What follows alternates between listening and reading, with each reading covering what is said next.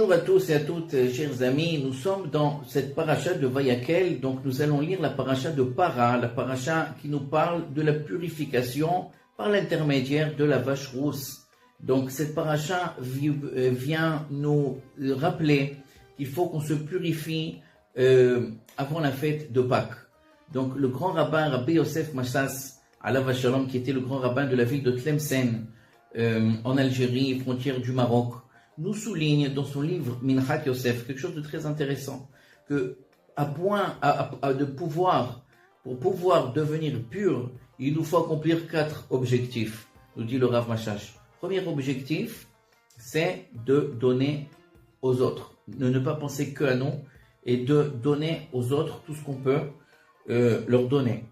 Le deuxième point, c'est d'aimer tout le monde, de ne pas se sentir plus élevé que les autres, se sentir qu'on est tous au même niveau, d'aimer les gens, en fait. Le troisième point, c'est de les aimer vraiment. Ça veut dire pas par intérêt, mais par un vrai amour. Et le quatrième point que nous dit le Rav, c'est de ne jamais offenser ou faire honte à autrui.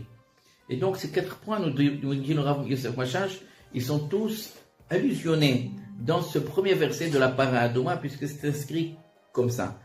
Para Aduma, la vache rousse. Donc la vache, qu'est-ce qu'elle fait? Elle donne du lait, elle allait. Donc elle donne de lait à toute l'humanité, elle donne aux autres ce qu'elle a.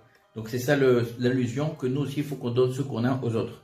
Après c'est marqué rousse. Rousse, ça nous allusionne au sang, puisqu'on a le sang de couleur rouge, et c'est le sang qui est le même chez tous les êtres humains, comme nous dit le Talmud dans le traité de Pesachim. Mon sang à moi n'est pas plus rouge que ton sang à toi, donc on est tous égales. Et le troisième point, de l'aimer vraiment, de vraiment aimer les gens de façon vraie et pas de façon intéressée. C'est ça le mot temima qui vient juste après. Temima, ça veut dire entier, complet. Donc c'est un amour qui est complet et qui n'est pas intéressé. Et puis le dernier mot qui est marqué, Asher lo ala ol, cette vache qui n'a pas eu de poids sur elle. Donc ça veut dire de ne pas faire honte à autrui, puisque quand on fait honte à quelqu'un, il se sent lourd, il se sent tous ses membres qui sont lourds. Donc ça nous allusionne, ce quatrième point, de ne jamais enfoncer, faire honte à quelqu'un d'autre.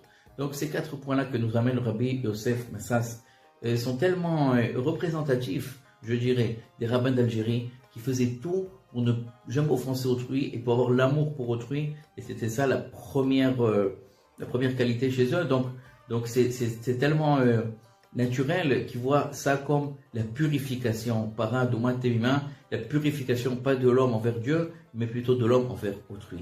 Shabbat Shalom.